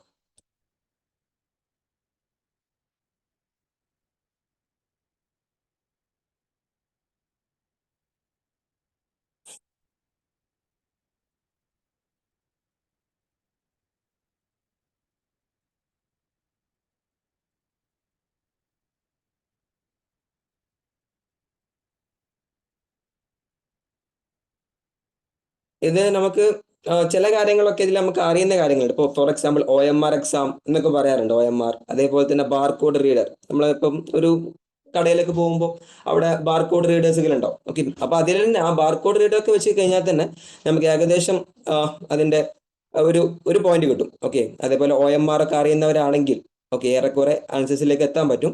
അപ്പോൾ MICR, OCR പോലെയുള്ള നമ്മുടെ ഒരു recognition system ആണ് ഇതിൽ കൊടുത്തിട്ടുള്ളത്. ആ recognition സിസ്റ്റത്തിന്റെ application എങ്ങനെയാണെന്നുള്ളതാണ് നോക്കുന്നത്. ഓക്കെ, അപ്പൊ അതിന്റെ ഫുൾ ഫോം പഠിച്ചു വെക്കുക എന്നുള്ളത് ഇമ്പോർട്ടന്റ് ആണ്. യെസ്, എല്ലാവരും പറഞ്ഞ പോലെ തന്നെ ഓപ്ഷൻ ഡി ആണ് അതിന്റെ കറക്റ്റ് ആൻസർ ആയിട്ട് വരുന്നത്. ഓപ്ഷൻ ഡി ആണ് കറക്റ്റ് ആയിട്ട് വരുന്നത്. ഓക്കെ, നമുക്ക് നോക്കാം എന്താണ് MICR. MICR എന്ന് പറഞ്ഞു കഴിഞ്ഞാൽ എന്താണ്? MICR എന്ന് പറഞ്ഞു കഴിഞ്ഞാൽ മാഗ്നറ്റിക് ഇങ്ക് ക്യാരക്ടർ റെക്കഗ്നീഷൻ ആണ്. Magnetic ink character recognition used by bank use ചെയ്യുന്ന to read characters printed with magnetic ink on cheque. നമ്മുടെ ചെക്ക് ബുക്കിൽ അല്ലെങ്കിൽ ചെക്കിൽ നമ്മുടെ മാഗ്നറ്റിക് ഇങ്ക് കൊണ്ട് എഴുതിയിട്ടുള്ള ക്യാരക്ടേഴ്സുകളെ റീഡ് ചെയ്യാൻ വേണ്ടിയിട്ടുള്ളതാണ് MICR. So it is magnetic ink character recognition. ആ പേര് ഫുൾ ഫോം പഠിച്ചു വെക്കാം. It is a magnetic ink character recognition ആണ്. Reading the numbers found on a bank cheque. അപ്പൊ അതായത് ബാങ്ക് ചെക്കിൽ എഴുതിയിട്ടുള്ള മാഗ്നറ്റിക് ഇങ്ക് കൊണ്ട് എഴുതിയിട്ടുള്ള ക്യാരക്ടേഴ്സിനെ റീഡ് ചെയ്യാൻ വേണ്ടിയിട്ടാണ് മാഗ്നറ്റിക് ഇങ്ക് ക്യാരക്ടർ റെക്കഗ്നീഷൻസ് ഉള്ളത്. സോ എ മാച്ച് ചെയ്യുന്നത് 3നോടാണ്. ഓക്കെ, ഇനി B OCR. OCR എന്ന് പറഞ്ഞു കഴിഞ്ഞാൽ ഒപ്റ്റിക്കൽ ക്യാരക്ടർ റെക്കഗ്നീഷൻ ആണ്. ഓക്കെ, ഒപ്റ്റിക്കൽ ക്യാരക്ടർ റെക്കഗ്നിഷൻ എന്ന് പറഞ്ഞാൽ അല്ലെങ്കിൽ പ്രിന്റഡ് ആയിട്ടുള്ള അല്ലെങ്കിൽ ഹാൻഡ് റിട്ടൺ ആയിട്ടുള്ള ടെക്സ്റ്റുകളെ ഡിജിറ്റൽ ഫോമിലേക്ക് കൺവേർട്ട് ചെയ്യാൻ വേണ്ടിയിട്ടാണ് മേജർ ആയിട്ടും OCRകൾ ഉള്ളത്. അതായത് ഒപ്റ്റിക്കൽ ക്യാരക്ടർ റെക്കഗ്നിഷൻ, പ്രിന്റഡ് ആയിട്ടുള്ള ഹാൻഡ് റിട്ടൺ ടെക്സ്റ്റുകളെ ഡിജിറ്റൽ ഫോമിലേക്ക് കൺവേർട്ട് ചെയ്യുക, അതാണ് ഒപ്റ്റിക്കൽ ക്യാരക്ടർ റെക്കഗ്നിഷൻ. അതായത് റിട്ടൺ ആയിട്ട് എഴുതിയിട്ടുള്ള കാര്യങ്ങൾ അല്ലെങ്കിൽ പ്രിന്റഡ് ആയിട്ട് എഴുതിയിട്ടുള്ള കാര്യങ്ങൾ ഡിജിറ്റൽ ഫോമിലേക്ക് മാറ്റുക. ഓക്കെ, അത് മേജർ ആയിട്ടും നമ്മുടെ ഡോക്യുമെന്റ് സ്കാനിങ്ങിൽ, ഓക്കെ, ഡോക്യുമെന്റ് ആയിട്ട് ഇപ്പോൾ നമ്മൾ ഒരു നോട്ടിൽ എഴുതിയിട്ടുള്ള കാര്യങ്ങൾ നമ്മൾ എന്ത് ചെയ്യും, നമ്മൾ സ്കാൻ ചെയ്തിട്ട് അത് ഒരു പ്രിന്റഡ് ടെക്സ്റ്റ് ആക്കിയിട്ടൊക്കെ മാറ്റുമല്ലോ. അപ്പൊ അങ്ങനെയുള്ള അതായത് ഡോക്യുമെന്റ് സ്കാനിങ് അതേപോലെ ലൈസൻസ് പ്ലേറ്റ്സുകളൊക്കെ മേജർ ആയിട്ട് യൂസ് ചെയ്യുന്നതാണ് OCR അഥവാ optical character recognitions. So major ആയിട്ടും അത് ഉദ്ദേശിക്കുന്നത് reading the car number plates ആയിരിക്കും. അതായത് നമ്മുടെ മാച്ച് ദ ലിസ്റ്റിംഗിൽ 1 അത് മാച്ച് ആയിട്ട് വരിക. അപ്പോൾ OCR എന്ന് പറഞ്ഞാൽ ഒപ്റ്റിക്കൽ ക്യാരക്ടർ റെക്കഗ്നിഷൻസ് ആണ്. അതായത് ഹാൻഡ് റിട്ടൺ ആയിട്ടുള്ള പ്രിന്റഡ് ആയിട്ടുള്ള ടെക്സ്റ്റുകളെ ഡിജിറ്റൽ ഫോമിലേക്ക് കൺവേർട്ട് ചെയ്യാം. സോ അതായത് ഡോക്യുമെന്റ് സ്കാനിങ് അതേപോലെ ലൈസൻസ് പ്ലേറ്റുകളൊക്കെ സ്കാൻ ചെയ്യാർക്ക് വേണ്ടിയിട്ടാണ് മേജർ ആയിട്ടും ഇത് ഉദ്ദേശിക്കുന്നത്. So it is optical character recognition ആണ്. ഓക്കെ, മൂന്നാമത് സി വരുന്നത് താഴെയാണോ, സി വരുന്നത് OMR ആണ്. OMR മീൻസ് നമ്മുടെ എക്സാമ്പിളൊക്കെ പറഞ്ഞ പോലെ തന്നെ ഒപ്റ്റിക്കൽ മാർക്ക് റെക്കഗ്നിഷൻ. അതായത് ഇപ്പോൾ OMR എക്സാംസ് ഒക്കെ ഉണ്ടാവും, പെന്ന് വെച്ചിട്ട് അതേപോലെ പെൻസിൽ വെച്ചിട്ട് മാർക്ക് ചെയ്യും അല്ലെ, നമ്മൾ ആ ബബിൾ ചെയ്യുന്നതാണ്. സോ ആ ബബിൾ ചെയ്ത കാര്യങ്ങളെ കറക്റ്റ് ആയിട്ടുള്ള ആൻസർ കീക്ക് അനുസരിച്ചിട്ട് അതിനൊക്കെ റീഡ് ചെയ്യാൻ വേണ്ടിയിട്ടുള്ളതാണ് optical mark recognition, OMR. Okay, അപ്പൊ OMR എക്സാം എന്ന് പറയുമ്പോൾ ഇതാണ് ഒപ്റ്റിക്കൽ മാർക്ക് റെക്കഗ്നിഷൻ ആണ്. ഓക്കെ, അതായത് detects marks made with pencil. ആ പെൻസിൽ അല്ലെങ്കിൽ പെന്ന് കൊണ്ട് സ്പെഷ്യലി ഉണ്ടാക്കിയിട്ടുള്ള പെന്ന് കൊണ്ടൊക്കെയുള്ള കാര്യങ്ങളെ എന്ത് ചെയ്യാൻ, അത് റീഡ് ചെയ്യാൻ, അത് കറക്റ്റ് ആണോ അവർ മാർക്ക് ചെയ്തിട്ടുള്ളതൊക്കെ റീഡ് ചെയ്യാനുള്ളതാണ് optical mark recognition. So reading marks written using pencil or pen on a specially printed paper. Okay, ലാസ്റ്റിലത് ബാർകോഡ് റീഡർ ആണ്. നമുക്കറിയാം ബാർകോഡ് റീഡർ എന്താണെന്നുള്ളത്. എസ്പെഷ്യലി നമ്മൾ എല്ലാ കടകളിലും കാര്യങ്ങളൊക്കെ പോകുമ്പോൾ ബാർകോഡ് റീഡേഴ്സുകൾ ഉണ്ടാവും. സോ അതെന്താണെന്ന് വെച്ച് കഴിഞ്ഞാൽ നമ്മുടെ പ്രോഡക്റ്റ് ഇൻഫർമേഷൻസുകൾ, ഇപ്പോൾ ഓരോ പ്രോഡക്റ്റ് നമ്മൾ ചൂസ് ചെയ്യുമ്പോൾ ഒരു ഹൈപ്പർ മാർക്കറ്റ് അല്ലെങ്കിൽ സൂപ്പർ മാർക്കറ്റിലേക്ക് പോയിട്ട് ഒരു സാധനം പർച്ചേസ് ചെയ്യുമ്പോൾ ആ ഒരു പ്രൊഡക്റ്റിന്റെ ഇൻഫർമേഷൻസിനെയാണ് അല്ലെങ്കിൽ അത് എത്ര റേറ്റ് ആണെന്നുള്ള കാര്യങ്ങളൊക്കെയാണ് മേജറായിട്ട് നമ്മൾ യൂസ് ചെയ്യുക. ഓക്കെ, അപ്പോൾ ക്യാപ്ചേഴ്സ് എന്താണ് product information so that it can be add to the customers purchase total. Okay, അപ്പോൾ അത് ആ പർച്ചേസ് ടോട്ടലിലേക്കൊക്കെ ആഡ് ചെയ്യാൻ വേണ്ടിയിട്ടാണ് വരുന്നത്. സോ മേജറായിട്ട് പഠിച്ചു വെക്കേണ്ട കാരണം MICR magnetic ink character recognition ആണ്. OCR optical character recognition. OMR വരുന്നത് optical mark recognition and barcode reader. So MICR വരുന്നത് ഈ പറഞ്ഞ പോലെ തന്നെ എന്താണ്, റീഡിങ് ദ നമ്പേഴ്സ്, അതായത് മാഗ്നറ്റിക് ആയിട്ടുള്ള കാര്യങ്ങൾ എഴുതിയിട്ടുള്ള ബാങ്ക് ചെക്കിലെ കാര്യങ്ങൾ റീഡ് ചെയ്യാൻ വേണ്ടിയിട്ടാണ് magnetic ink character recognition. Optical character recognition എന്തായിരുന്നു, നമ്മളുടെ പ്രിന്റഡ് ആയിട്ടുള്ള ഹാൻഡ് റിട്ടൺ ആയിട്ടുള്ള കാര്യങ്ങളെ ഡിജിറ്റൽ ഡോക്യുമെന്റിലേക്ക് മാറ്റുക. So it can read the car number plates. പിന്നെ ഒപ്റ്റിക്കൽ മാർക്ക് റെക്കഗ്നിഷൻ അതാണ് OMR വരുന്നത്. അതെന്ത് ചെയ്യുക, reading marks written using pencil or pen or specially printed papers and barcode reader ആണ് ക്യാപ്ചറിംഗ് പ്രോഡക്റ്റ് ഇൻഫർമേഷൻ. ഓക്കെ, ഇനി next ക്വസ്റ്റ്യനിലേക്ക് പോവാം. IP address consists of option A 16-bit integer, option B 32-bit integer, and option C 64-bit integer, and option D 96-bit integer. Okay, ഒരു IP address internet protocol അഡ്രസ്സിൽ എത്ര bit integer ഉണ്ടാകും എന്നാണ് ചോദിക്കുന്നത്. Okay,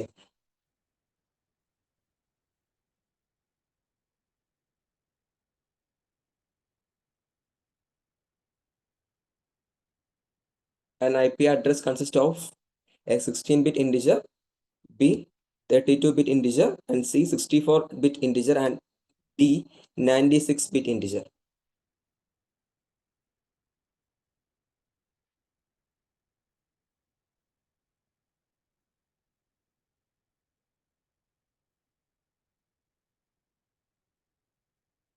yes, അതിന്റെ correct answer option B തന്നെയാണ്. 32-bit integers ആണ് കേട്ടോ ഇവര്, 32-bit ഇന്റിജേഴ്സ് ആണ്. സോ നമുക്ക് ആദ്യം എന്താണ് IP അഡ്രസ് നോക്കാം. ഓക്കെ, ഒരു IP അഡ്രസ് അല്ലെങ്കിൽ ഇന്റർനെറ്റ് പ്രോട്ടോകോൾ അഡ്രസ് എന്ന് പറയുന്നത് ഒരു യുണീക്ക് ആയിട്ടുള്ള ന്യൂമറിക്കൽ ലേബലാണ്. ഓക്കെ, അതായത് ഇപ്പോൾ നമ്മൾ ഇപ്പൊ സിനിമയിലൊക്കെ കാണാറുണ്ട് IP അഡ്രസ് ട്രാക്ക് ചെയ്യാം. ഓക്കെ, IP അഡ്രസ് മീൻസ് ഓരോ ഫോണിന് അല്ലെങ്കിൽ ഓരോ കമ്പ്യൂട്ടേഴ്സിനും ഒരു യുണീക്ക് ആയിട്ടുള്ള ഒരു ന്യൂമറിക്കൽ ലാബിൽ അസൈൻ ചെയ്ത് കൊടുക്കുന്നതാണ് IP അഡ്രസ്. സോ അതിന്റെ മേജർ ആയിട്ടുള്ള രണ്ട് മെയിൻ പർപ്പസ് എന്ന് പറഞ്ഞു കഴിഞ്ഞാൽ ഇന്റർനെറ്റ് പ്രോട്ടോകോൾ അഡ്രസ്സിന്റെ മേജർ ആയിട്ടുള്ള രണ്ട് മെയിൻ പർപ്പസ് എന്ന് പറഞ്ഞാൽ ഒന്ന് ഐഡന്റിഫിക്കേഷൻ ആണ്. Okay, it identifies the device on A network. Okay, നമ്മുടെ ഫോൺ, കമ്പ്യൂട്ടർ, പ്രിന്റർ ഇതൊക്കെ എവിടെയാണ് അല്ലെങ്കിൽ അതിന്റെ ഐഡന്റിഫിക്കേഷൻ, അല്ലെങ്കിൽ അത് ഏത് ഫോണാണ് യൂസ് ചെയ്യുന്നത് അല്ലെങ്കിൽ ഏത് കമ്പ്യൂട്ടറാണ് യൂസ് ചെയ്യുന്നത് ഒക്കെ അറിയാൻ ഐഡന്റിഫിക്കേഷന് വേണ്ടി നമുക്ക് IP അഡ്രസ്സുകൾ യൂസ് ചെയ്യാം. ഓക്കെ, നെക്സ്റ്റ് ആണ് ലൊക്കേഷൻ അഡ്രസ്സിംഗ്. ഓക്കെ, ഈ IP അഡ്രസ്സ് ഉപയോഗിച്ചിട്ടുകൊണ്ട് തന്നെ നമുക്ക് നമ്മുടെ ലൊക്കേഷൻ, അത് നമ്മുടെ ഡിവൈസിന്റെ അല്ലെങ്കിൽ കമ്പ്യൂട്ടേഴ്സിന്റെ ഒക്കെ ഏത് ലൊക്കേഷൻ ആണെന്ന് മനസ്സിലാക്കാനും എന്തിനു പെടും, നമ്മളുടെ IP അഡ്രസ്സുകൾ കൊണ്ടുപോകും. അപ്പൊ ഇറ്റ് ഈസ് എ യുണീക്ക് ആയിട്ടുള്ള ന്യൂമറിക്കൽ ലാബിലാണ്, അതാണ് ഇന്റർനെറ്റ് പ്രോട്ടോകോൾ അഡ്രസ് എന്ന് പറയുന്നത് ആൻഡ് IP അഡ്രസ് എന്ന് പറയുന്നത്. ഓക്കെ, അപ്പൊ മേജർ ആയിട്ടും ഈ IP അഡ്രസ്സ് വരുന്ന രണ്ട് രീതിയിലാണ്, IPv4 അതേപോലെ IPv6. ഓക്കെ, രണ്ട് രീതിയിലാണ് ഇന്റർനെറ്റ് പ്രോട്ടോകോൾ വേർഷൻസ് വരുന്നത്. സോ അതിന്റെ കാര്യങ്ങൾ നോക്കാം. സോ ഈ IPv4 എന്ന് പറഞ്ഞു കഴിഞ്ഞാൽ, അഥവാ ഇന്റർനെറ്റ് പ്രോട്ടോകോൾ വേർഷൻ 4 എന്ന് പറഞ്ഞു കഴിഞ്ഞാൽ, അതിന്റെ ഫോർമാറ്റ് എന്ന് പറഞ്ഞാൽ 32-bit അഡ്രസ് ആണ്. സോ നമ്മുടെ ആൻസർ വരുന്നത് 32-bit അഡ്രസ് ആണ്. ഓക്കെ, അപ്പോൾ അതെന്തുകൊണ്ടാണെന്ന് വെച്ച് കഴിഞ്ഞാൽ, അതായത് ഇന്റർനെറ്റ് പ്രോട്ടോകോൾ വേർഷൻ 4 അതിന്റെ ഫോർമാറ്റ് വരുന്നത് 32-bit അഡ്രസ് ആണ്. അതിന്റെ ഒരു എക്സാമ്പിൾ ആണ് കൊടുത്തിട്ടുള്ളത് 192.168.1.1. സോ ഇതിൽ മേജറായിട്ടും ശ്രദ്ധിക്കേണ്ടത്, മേജറായിട്ടും 4 കാറ്റഗറി ഓഫ് നമ്പേഴ്സ്, 4 നമ്പേഴ്സ് ഉണ്ടാവും. 4 numbers separated by dots. Okay, ഇവിടെ ഒരു ഡോട്ട്, അപ്പൊ ഇതിന് മൂന്നിനെയും ഒരു നമ്പർ ആയിട്ടാണ് കൺസിഡർ ചെയ്യുക. സോ ഇവിടെ ഒരു ഡോട്ട്, ഇതിന് മൂന്നും ഒരു number, and again this 1 number and this 1 number. അപ്പോൾ അഗെയിൻ 4 നമ്പേഴ്സ് ആണ് സെപ്പറേറ്റഡ് ബൈ ഡോട്ട്സ്. ഓക്കെ, ഇതിൽ ഈച്ച് നമ്പറിനെ ഇൻഡിക്കേറ്റ് ചെയ്യുന്നത് 8 ബിറ്റ്സ് ആയിട്ടാണ്. 8 ബിറ്റ്സ് ആയിട്ടാണ് കൺസിഡർ ചെയ്യുക. So totally 8 + 8 + 8 + 8 it is 32-bit address ആണ്. സോ ഏറ്റവും നമ്മൾ യൂസ് ചെയ്യുന്ന ഒരു കാര്യം കൂടിയാണ് IPv4 എന്ന് പറയുന്നത്. സോ IPv4 ഉണ്ടാക്കുന്ന കാര്യങ്ങൾ ആദ്യം മനസ്സിലാക്കേണ്ട കാര്യം, IPv4 32-bit അഡ്രസ് ആണുള്ളത്. ഓക്കെ, പക്ഷെ ഇതിന്റെ ഏറ്റവും റീപ്ലേസ് ആയിട്ടുള്ള ഏറ്റവും അഡ്വാൻസ്ഡ് മോഡലാണ് IPv6. ഓക്കെ, IPv6ന്റെ പ്രത്യേകത എന്ന് വെച്ച് കഴിഞ്ഞാൽ it is internet protocol version 6 ആണ്. അതിന്റെ ഫോർമാറ്റ് എന്ന് പറഞ്ഞു കഴിഞ്ഞാൽ 128-bit അഡ്രസ് ആണ്. സോ ചിലപ്പോൾ ഈ പ്രാവശ്യം ചോദിക്കുന്ന ക്വസ്റ്റ്യനിൽ ചിലപ്പോൾ IPv4ന്റെ അഡ്രസ് ഇത് ചോദിക്കുമ്പോൾ രണ്ട് IP അഡ്രസ് കൺസിസ്റ്റ് ഓഫ് എന്ന് പറഞ്ഞിട്ട് ഇവിടെ 16 ഉണ്ടാവും, 32 ഉണ്ടാവും, 64 ഉണ്ടാവും, അഗെയിൻ 128 ഉണ്ടാവും. സോ 32 ആൻഡ് 128 കറക്റ്റ് ആൻസർ ആയിട്ട് വരും. IPv4 32ഉം IPv6 അത് 128 ആണ്. So option B and D എന്നുള്ള രീതിയിലൊക്കെ വരേണ്ടി വരും. സോ ഈ കാര്യം മനസ്സിലാക്കുക, IPv4 32-bit അഡ്രസ് വരുന്നത്, ആൻഡ് IPv6 വരുന്നത് എന്താണ് 128-bit അഡ്രസ് ആണ്. ഓക്കെ, അപ്പൊ അതിൽ ഈ പറഞ്ഞ പോലെ തന്നെ അതിൽ 8 എന്താണ് ഡിഫറെന്റ് ആയിട്ടുള്ള നേരത്തെ പറഞ്ഞ നമ്മൾ ഡോട്ട് വെച്ചിട്ടാണ് സെപ്പറേറ്റ് ചെയ്തത്. ഇവിടെ കോളംസ് വെച്ചിട്ടാണ് എന്ത് ചെയ്യുക സെപ്പറേറ്റ് ചെയ്യുന്നത്. അതൊന്നും മനസ്സിലാക്കേണ്ട. ഇതിൽ ഹെക്സാഡെസിമൽ നമ്പേഴ്സ് നമുക്കറിയാലോ, ഹെക്സാഡെസിമൽ കാറ്റഗറിയിൽ എന്തുണ്ടാവും, 0 to 9 വരെയുള്ള നമ്പേഴ്സ് ഉണ്ടാവും, പിന്നെ A to E വരെയുള്ള നമ്പേഴ്സുകൾ ഉണ്ടാവും. സോ അതേപോലെ ഇതിൽ അതായത് IPv6 അഡ്രസ്സിൽ ഇത്രയും കാര്യങ്ങളാണ് മേജർ ആയിട്ടും ഉണ്ടാവുക എന്നുള്ളത് മനസ്സിലാക്കുക. ഓക്കെ, അപ്പൊ IPv4 അതിന്റെ ഫോർമാറ്റിൽ 32-bit അഡ്രസ് ആണ്. IPv6 ഫോർമാറ്റ് 128-bit അഡ്രസ് ആണ്. ഓക്കെ, പിന്നെ ചോദിച്ചിട്ടുണ്ട് എന്താണ് IP അഡ്രസ്സിന്റെ പർപ്പസ്. IP അഡ്രസ്സിന്റെ പർപ്പസ് എന്ന് പറഞ്ഞു കഴിഞ്ഞാൽ ഐഡന്റിഫിക്കേഷൻ ആൻഡ് ലൊക്കേഷൻ അഡ്രസ്സിംഗ് ആണ്. അതായത് നമ്മൾ യൂസ് ചെയ്യുന്നത് ഏത് ഡിവൈസുകളാണ്, ഇപ്പൊ ഏത് ഫോണാണ് നമ്മൾ യൂസ് ചെയ്യുന്നത് അഡ്രസ് ഐഡന്റിഫൈ ചെയ്യാൻ നമുക്ക് IP അഡ്രസ് കൊണ്ട് പറ്റും. അതേപോലെ തന്നെ നമ്മുടെ ലൊക്കേഷൻ, നമ്മുടെ ഫോൺ എവിടെയാണ് ലൊക്കേറ്റ് ചെയ്ത് നിൽക്കുന്നത്. ഇപ്പൊ ഫോൺ മിസ്സാകുമ്പോൾ അല്ലെങ്കിൽ അതിനെ ഒരാളെ കിഡ്നാപ്പ് ഒക്കെ ചെയ്യുന്ന സമയത്ത് നമുക്ക് IP അഡ്രസ് വെച്ച് ട്രാക്ക് ചെയ്യാറുണ്ട്. സോ അത് എവിടെയാണ് ആ ഡിവൈസ് ലൊക്കേറ്റ് ചെയ്യപ്പെടുന്നത് എന്ന് മനസ്സിലാക്കാനും അതിന്റെ ആ മൊബൈലിന്റെ അല്ലെങ്കിൽ ആ നെറ്റ്വർക്കിന്റെ ഐഡന്റിഫിക്കേഷനും വേണ്ടിയിട്ടൊക്കെയാണ് മേജർ ആയിട്ടും IP അഡ്രസ്സുകൾ യൂസ് ചെയ്യപ്പെടാം. അപ്പോൾ മേജറായിട്ടും രണ്ട് രീതിയിലാണ് ഇന്റർനെറ്റ് പ്രോട്ടോകോളിന്റെ വേർഷൻസ് വരുന്നത്. ഒന്ന് V4ഉം ഒന്ന് V6ഉം ആണ്. V4 ഫോർമാറ്റ് 32-bit അഡ്രസ് ആണ്. അതിൽ 4 നമ്പേഴ്സ് ആണ്. അതിൽ ഓരോന്നിനും 8 ബിറ്റ്സ് ആണ് ഉണ്ടാവുക. പിന്നെ IPv6 ഫോർമാറ്റിൽ 128-bit അഡ്രസ് ആണ് ഉണ്ടാവുക. ഓക്കെ, അപ്പൊ ഈ കാര്യങ്ങളൊക്കെ എന്ത് ചെയ്യാം മേജറായിട്ടും മനസ്സിലാക്കി വെക്കുക. ക്ലിയർ അല്ലേ?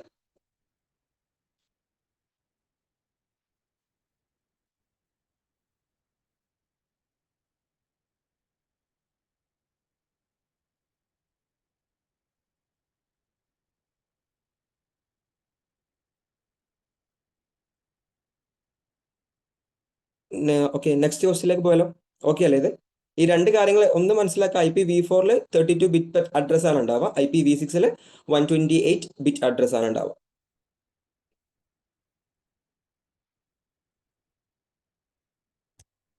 Okay, which of the following is related to network security? Okay, നമ്മളുടെ കമ്പ്യൂട്ടർ സെക്യൂരിറ്റി അല്ലെങ്കിൽ നെറ്റ്വർക്ക് സെക്യൂരിറ്റിയുമായി ബന്ധപ്പെട്ട് കിടക്കുന്നത് ഏതാണ് എന്നാണ് ചോദിക്കുന്നത്. Which of the following is related to network security? Option A firewall, option B worms, and option C keyloggers, and option D trojans.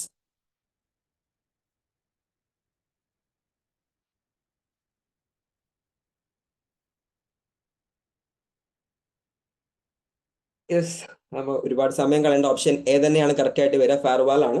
Okay, അല്ലെങ്കിൽ firewall എന്ന ഹാർഡ്വെയറോ അല്ലെങ്കിൽ സോഫ്റ്റ്വെയർ ഒക്കെ നമുക്ക് യൂസ് ചെയ്യാം.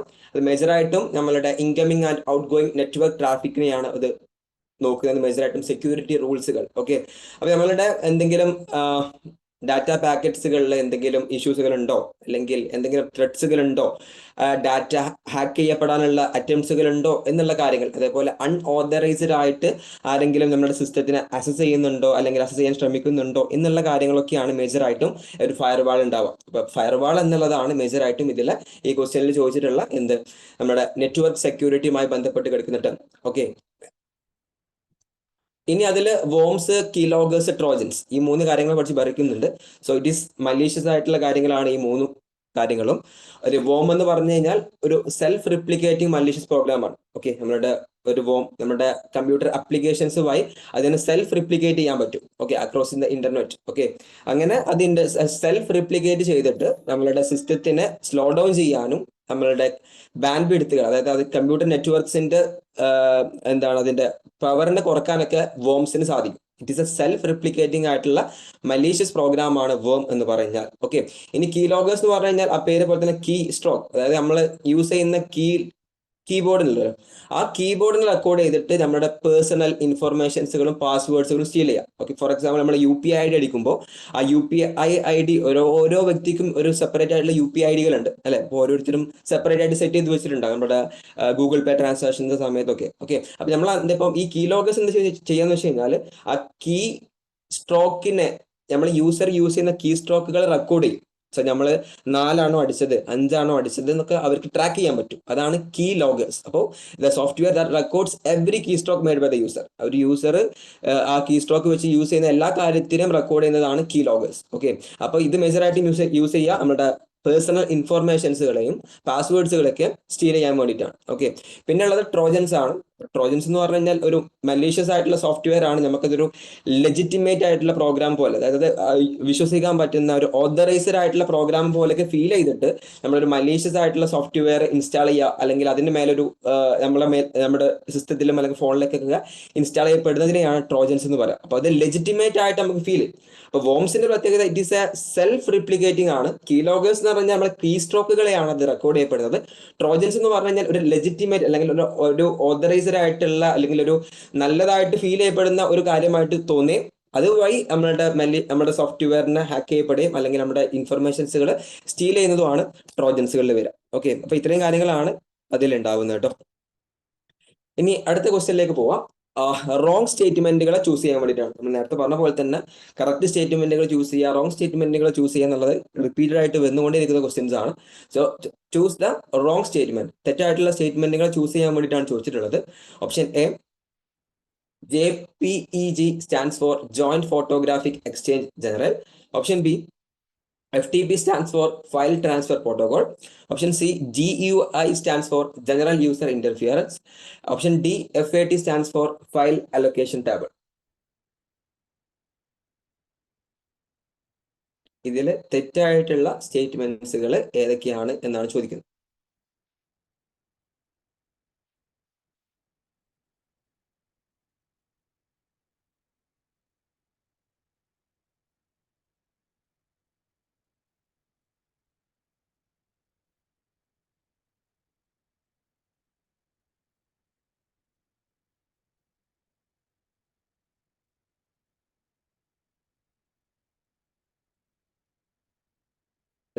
എല്ലാവരും ആൻസർ ചെയ്ത പോലെ തന്നെ ഓപ്ഷൻ ബി തന്നെയാണ് അതിന്റെ കറക്റ്റ് ആയിട്ടുള്ള ആൻസർ ആയിട്ട് വരുന്നത്. തെറ്റായിട്ടുള്ള സ്റ്റേറ്റ്മെന്റുകൾ 7ഉം C-യുമാണ്. ഓക്കെ, FTP എന്ന് പറഞ്ഞാൽ ഫയൽ ട്രാൻസ്ഫർ പ്രോട്ടോകോൾ ആണ്. ഡി എന്ന് പറഞ്ഞാൽ FAT സ്റ്റാൻഡ് ചെയ്യുന്നത് ഫയൽ അലൊക്കേഷൻ ടേബിൾ തന്നെയാണ്. ഓക്കെ, അപ്പൊ ആദ്യം നമുക്ക് JPEG ഫുൾ ഫോം എന്ന് പറഞ്ഞാൽ ജോയിന്റ് ഫോട്ടോഗ്രാഫിക് എക്സ്പേർട്സ് ഗ്രൂപ്പ് ആണ്. ഓക്കെ, അപ്പൊ JPEG സ്റ്റാൻഡ് ചെയ്യുന്നത് ജോയിന്റ് ഫോട്ടോഗ്രാഫിക് എക്സ്ചേഞ്ച് ജനറൽ എന്നല്ല. അപ്പോൾ JPEG ഫോം നമ്മളിപ്പോൾ ഫോട്ടോ ഒക്കെ എടുക്കുമ്പോൾ JPEG ഫോർമാറ്റിലൊക്കെയാണ് സ്റ്റോർ ചെയ്യപ്പെടുക. അപ്പൊ JPEG എന്ന് പറഞ്ഞു കഴിഞ്ഞാൽ this A joint photographic experts group എന്നുള്ളതാണ്. അപ്പൊ correct full form of JPEG എന്ന് പറഞ്ഞു കഴിഞ്ഞാൽ it is a joint photographic experts group എന്നുള്ളതാണ്. ഒരു സ്റ്റാൻഡേർഡ് ഇമേജ് ഫോർമാറ്റ് ആണ്. നമ്മൾ ഫോണൊക്കെ ഒരു ഫോട്ടോ എടുക്കുമ്പോൾ അതിൻ്റെ ഒരു ഫോർമാറ്റ്, അല്ലെങ്കിൽ അതായത് ആ ഒരു ഫോട്ടോനെ സ്റ്റോർ ചെയ്യാനും അതിനെ കംപ്രസ് ചെയ്യാനൊക്കെ യൂസ് ചെയ്യുന്ന ഒരു സ്റ്റാൻഡേർഡ് ആയിട്ടുള്ള ഒരു ഇമേജ് ഫോർമാറ്റ് ആണ് JPEG. നമ്മൾ എല്ലാവരും കേട്ടിട്ടുണ്ടാവും JPEG എന്നുള്ളത്. പക്ഷെ അതിന്റെ ഫുൾ ഫോം എന്താണെന്ന് മനസ്സിലാക്കി വെക്കുക. JPEG എന്ന് പറഞ്ഞു കഴിഞ്ഞാൽ it is a joint photographic experts group ആണ്. ഓക്കെ, എക്സ്ചേഞ്ച് ജനറൽ അല്ല. സോ ഓപ്ഷൻ എ തെറ്റാണ്. പിന്നീട് ബി പറഞ്ഞിട്ടുള്ളത് FTP stands for file transfer protocol. It is A correct statement ആണ്. ഓക്കെ, FTP എന്ന് പറഞ്ഞാൽ ഒരു നെറ്റ്വർക്ക് പ്രോട്ടോകോൾ ആണ്. നമ്മളുടെ ഫയൽസുകളെ ട്രാൻസ്ഫർ ചെയ്യാം, അതായത് between a client and a server. അതായത് ഒരു സെക്യൂർ ആയിട്ടുള്ള രീതിയിൽ ഫയലുകളെ ട്രാൻസ്ഫർ ചെയ്യാൻ യൂസ് ചെയ്യുന്ന ഒരു മെത്തേഡാണ് ഫയൽ ട്രാൻസ്ഫർ പ്രോട്ടോകോൾ. ഒരു നെറ്റ്വർക്ക് പ്രോട്ടോകോൾ ആണ് used to transfer files between a client and a server. ഇപ്പോൾ ഫയൽ ട്രാൻസ്ഫർ പ്രോട്ടോകോൾ എന്നതാണ് FTP. അത് കറക്റ്റ് ആയിട്ടുള്ള സ്റ്റേറ്റ്മെന്റ് ആണ്. മൂന്നാമതായിട്ട് GUI stands for general user interface. Okay, അത് തെറ്റായിട്ടുള്ള സ്റ്റേറ്റ്മെന്റ് ആണ്. അതായത് GUI-ന്റെ ഫുൾ ഫോം എന്ന് പറഞ്ഞാൽ ഗ്രാഫിക്കൽ യൂസർ ഇന്റർഫേസ് ആണ്.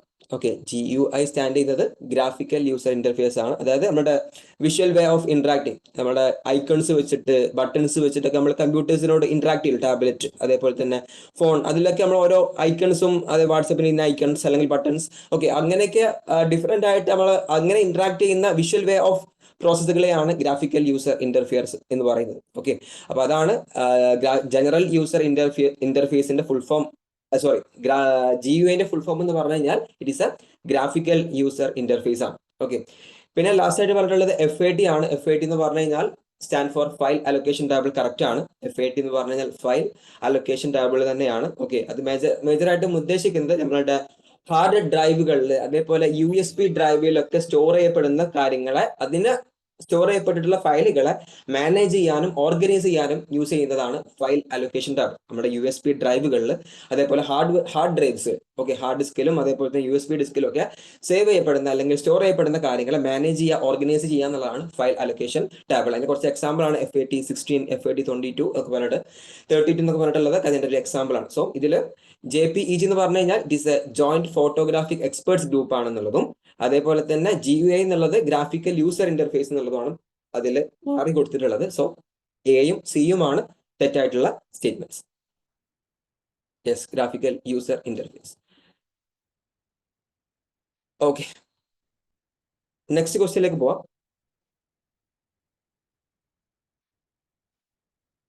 The process of typing CAPTCHA is a variation on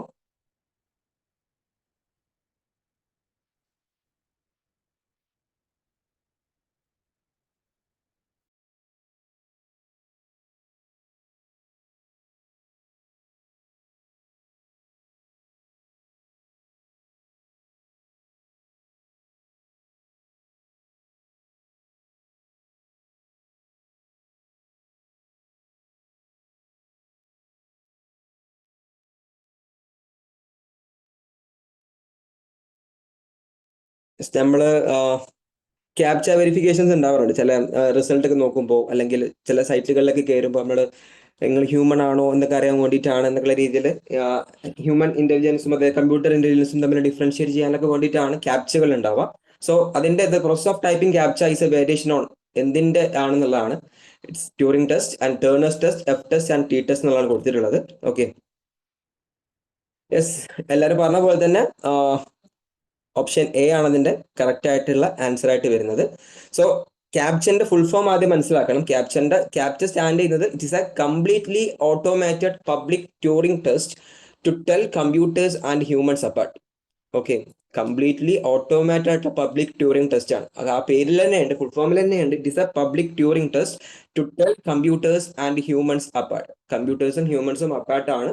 okay, അപ്പോൾ കംപ്ലീറ്റ്ലി ഓട്ടോമാറ്റഡ് ആയിട്ടുള്ള public Turing test to tell computers and humans apart. Okay, ഇതാണ് ക്യാപ്ചന്റെ ഫുൾ ഫോം ആയിട്ട് വരുന്നത്. സോ ഇതിൽ നമ്മുടെ ഒരു ഹ്യൂമൻ ഓർ മെഷീൻ ആണോ എന്നുള്ള കാര്യത്തിനൊക്കെ ഇന്ററാക്ട് ചെയ്യുമ്പോൾ അത് നോക്കാൻ വേണ്ടിയിട്ടൊക്കെയാണ് മേജറായിട്ടും ഈ ക്യാപ്ച ഉണ്ടാവുക. ഓക്കെ, അപ്പൊ ഈ ട്യൂറിംഗ് ടെസ്റ്റ് ഇത് പ്രൊപ്പോസ് ചെയ്തിട്ടുള്ളത് അലൻ ട്യൂറിംഗ് ആണ് 1950s.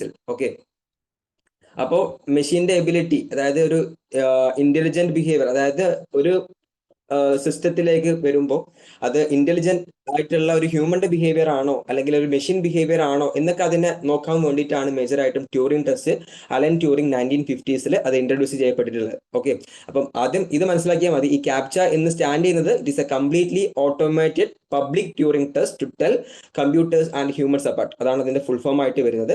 സോ ആ ഒരു ഫുൾ ഫോം അറിയുന്ന ആൾക്ക് ഇത് ഈസി ആയിട്ട് പറയാൻ പറ്റും. It is based on Turing test എന്നുള്ളത് പറയാൻ പറ്റും. The process of typing captcha is a variation on Turing test. Okay, ഇനി അതിൽ ടേണേഴ്സ് ടെസ്റ്റ് ഒരു റെക്കഗ്നൈസ്ഡ് കമ്പ്യൂട്ടർ റിലേറ്റഡ് ടെസ്റ്റ് ഒന്നുമല്ല. പിന്നെ എഫ് ടെസ്റ്റും ടി ടെസ്റ്റും നമ്മളെ റിസർച്ച് ആപ്റ്റിറ്റ്യൂഡിൽ വരുന്ന ഒരു സ്റ്റാറ്റിസ്റ്റിക്കൽ ടെസ്റ്റുകളാണ്. ഓക്കെ, നമ്മുടെ ഗ്രൂപ്പുകളുടെ വേരിയൻസിനെ കമ്പയർ ചെയ്യാൻ വേണ്ടിയിട്ടാണ് മേജറായിട്ടും എഫ് ടെസ്റ്റുകൾ യൂസ് ചെയ്യുന്നത്. ടി ടെസ്റ്റുകൾ എന്ന് പറഞ്ഞു കഴിഞ്ഞാൽ നമ്മുടെ രണ്ട് ഗ്രൂപ്പുകളുടെ മീനുകളെ കമ്പയർ ചെയ്യാൻ വേണ്ടിയിട്ടുള്ളതാണ് ടി ടെസ്റ്റ് ഉണ്ടാവുക. സോ ഇതിന്റെ ആൻസർ ആയിട്ട് വരുന്നത് എന്താണ്? ട്യൂറിംഗ് ടെസ്റ്റ് ആണ് വരുന്നത് കേട്ടോ. ഈ ഫുൾ ഫോം ഒന്ന് നോട്ട് ചെയ്ത് വെക്കുക. Completely automated public Turing test to tell computers and humans apart. Okay, 9ാമത്തേതാണ് CD-ROM സ്റ്റാൻഡ്സ് ഫോർ.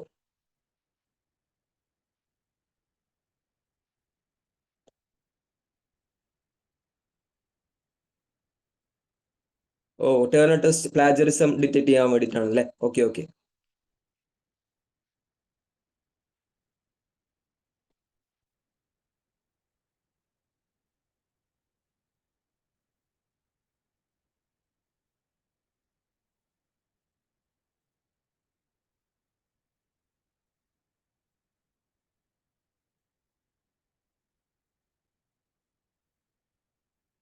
യെസ്, നമുക്ക് അധികം സമയം കളയണ്ട. ഭയങ്കര ഈസി ആയിട്ടുള്ള ക്വസ്റ്റ്യൻ ആണ്. CD-ROM സ്റ്റാൻഡ് ചെയ്യുന്നത് compact disc read only memory എന്നുള്ളതാണ്.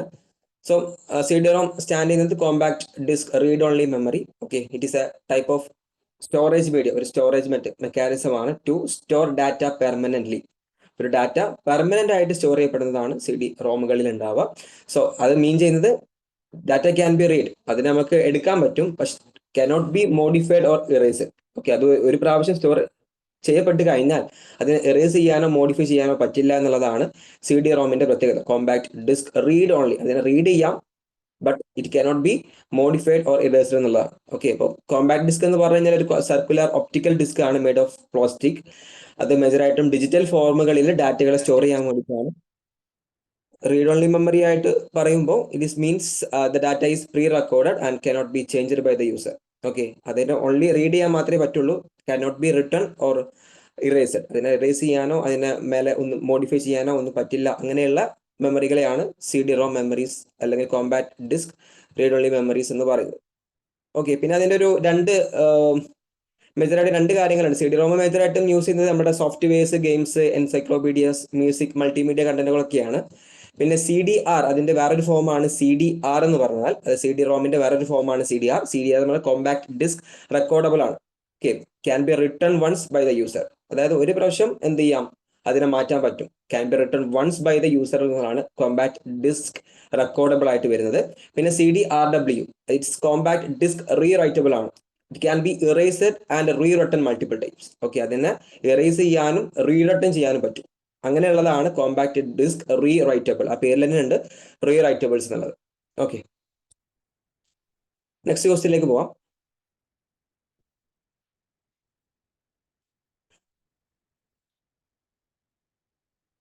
ഇത് ഒരു മൂവി റിലേറ്റഡ് ആയിട്ടുള്ള ഒരു ക്വസ്റ്റ്യൻ ആണ്. ഒരു February 28, 2025 പ്രകാരം ഒരു highest grossing Indian film start ചെയ്യുന്ന highest grossing to the lowest grossing. Highest grossing നിന്ന് ലോവസ്റ്റ് ഗ്രോസിംഗിലേക്ക് എത്താൻ വേണ്ടിയിട്ടാണ് പറഞ്ഞിട്ടുള്ളത്. ബാഹുബലി 2 കൊടുത്തിട്ടുണ്ട്, RRR, Pushpa 2 and KGF Chapter 2 and Dangal. Okay,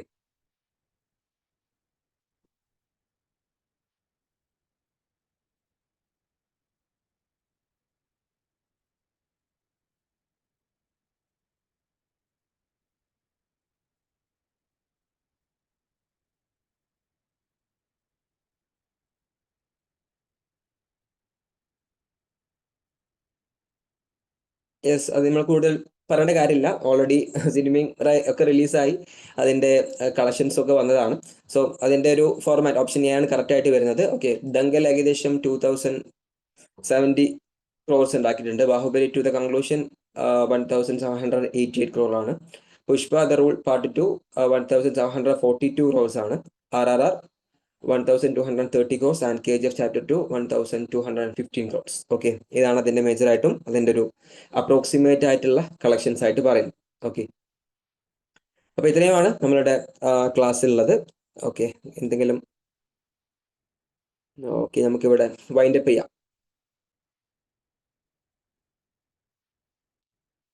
okay, thank you.